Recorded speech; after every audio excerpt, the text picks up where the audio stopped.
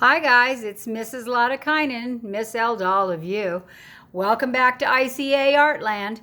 Hey, listen, I wanted to show you this close up before we start coloring. So here we go. I'm going to lift it up and I'm going to show you what you can do. See how there's like light and shadow, and there's like all kinds of choices, mixing up my colors, playing around. That yellow with the dots in it, that's the background. So I had one background that had to work for all the different color flowers, so that became a bit of a choose well moment. And this one right here was all just taking the dark colors and barely touching the paper and doing it very lightly. And it looks like the leaf right here is actually got some light on it, but I just did light green through here and dark green over here, which gave it the effect of looking three-dimensional. So that means it looks real, more real. And here's some mix and match colors, darker on the inside the flower, and as it goes out towards the sunlight, it got more light on it. Kind of fun, huh? And it's just kind of like, let your imagination go crazy.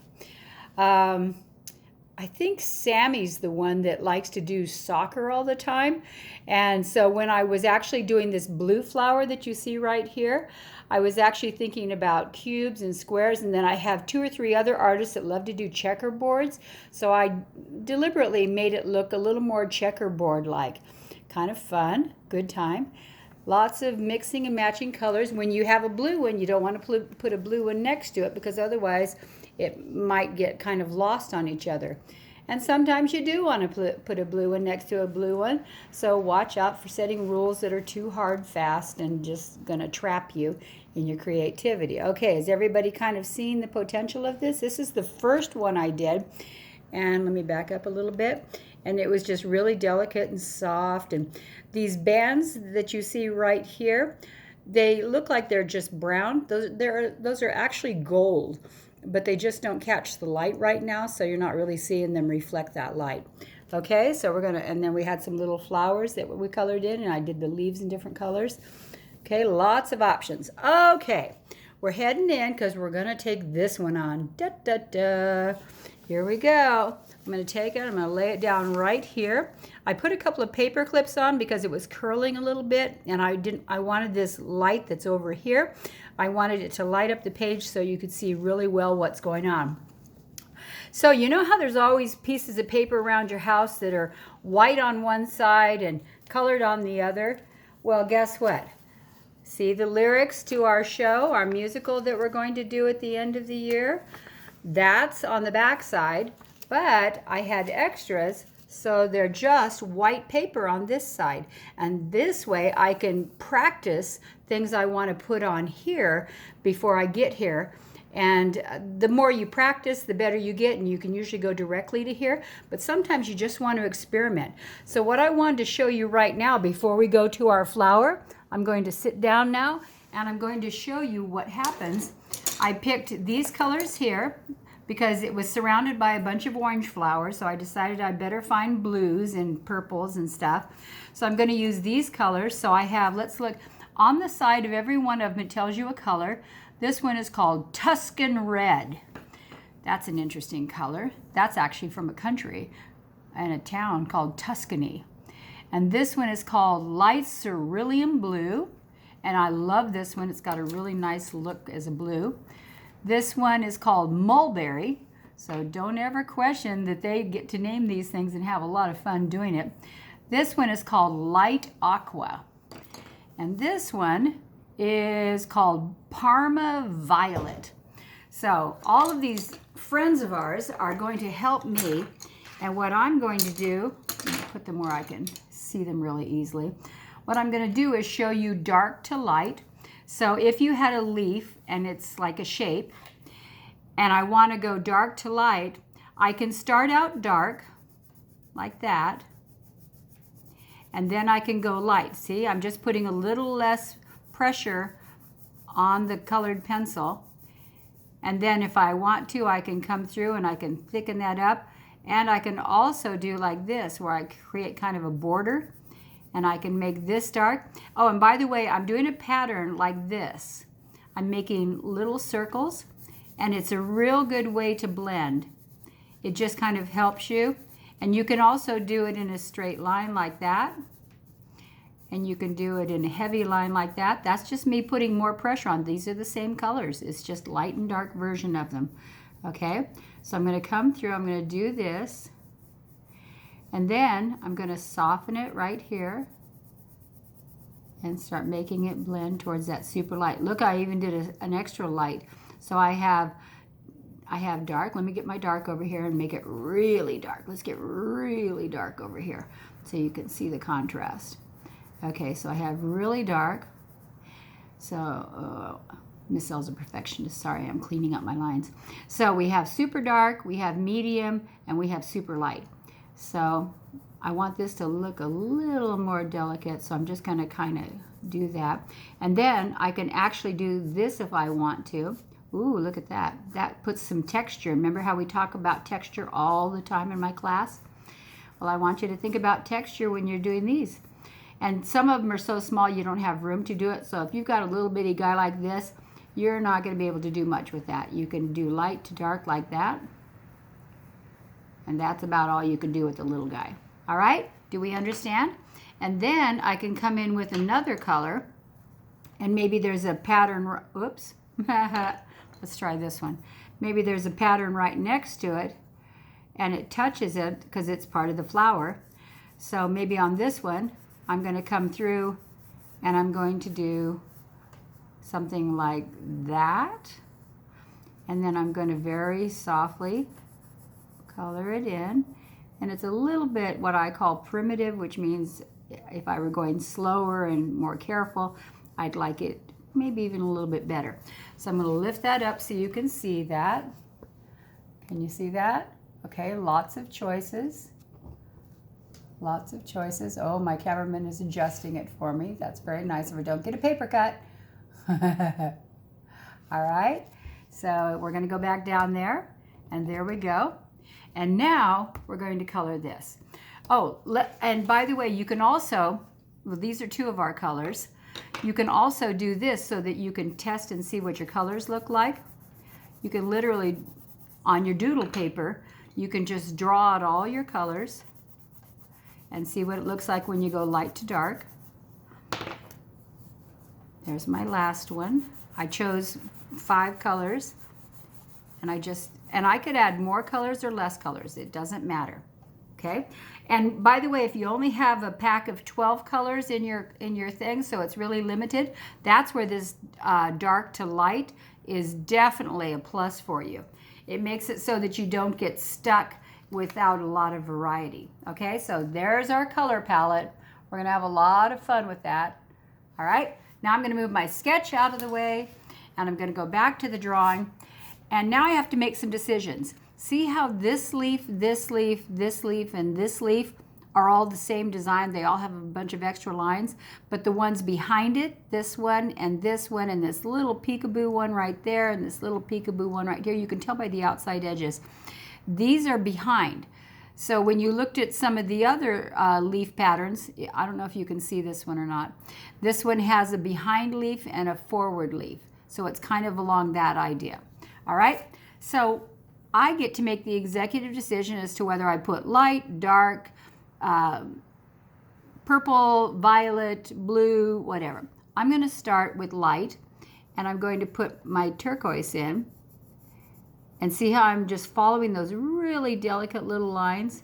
If you're working with a crayon, it's going to be a little bit harder. So the best thing to do with a crayon is to start in the middle and then carefully work out from that. Okay? Don't start on your outside edges with a crayon. Start with your inside and then go back and carefully just find that area. All right? So there we go. We're getting some beautiful light aqua. And by the way, don't hold me to it later when I don't remember the name of all the other ones without reading them. Okay, now I'm going to put it on heavy. See how I did kind of a medium on everything? I'm going to put it heavy here. Come through like that. I'm going to do a little bit heavier up here. And again, if you're working with crayon, just be real careful to stay in the lines as closely as you can. And then I'm going to take my other blue, my darker blue, and I'm going to come through. Oh, and sometimes you find out what you think is going to work doesn't work. So I'm going to, oh, I know what I'll do. I'll go inside and I'll create that other blue so that it's got a turquoise outside, okay, and a blue inside. And it's very subtle. And I'm not totally feeling like it's my answer. So I'm going to come over here and I'm going to look at violet blue. I just got another one out of my collection. And I want, yeah, there we go. All right. So now I'm bringing my violet blue in. Yep, now it's going to be pretty. And sometimes you just have to wipe off the extra little buildup of either crayon or pencil that's on your paper. Okay, see how that's looking really cool? And then I'm going to come up here and just barely get that little area up there. It's delicate work, but you take your time. And oh, so basically what's happened is I've covered up most of the turquoise, and sometimes that happens. Sometimes one color will go away because you needed a different color. And that's okay. You don't have to get trapped. So I do that, and maybe because I got rid of my turquoise, I'll make this whole one solid and dark, and I'll make it turquoise. And see how I'm going to stop at this line here? That's because it's really fun to turn that upper thing into a different color. So now we'll go with the upper one being that other blue that we were working with right here. Okay? And then I come through and I just start making decisions. And then I'm going to come over here and just go crazy. I'm going to fill this in that mulberry. And then I'll come over here and I'll do another mulberry. And come over here. See how I'm alternating? I'm skipping a box. And then I'll do another mulberry. All right. And then I'm going to come back. Oh, I'm going to do turquoise on both sides. So it'll look like a pear. Okay, so do you guys get how this works? And when I'm all through, and I'm just talking my way through it, I don't have one decision that I start with at the top.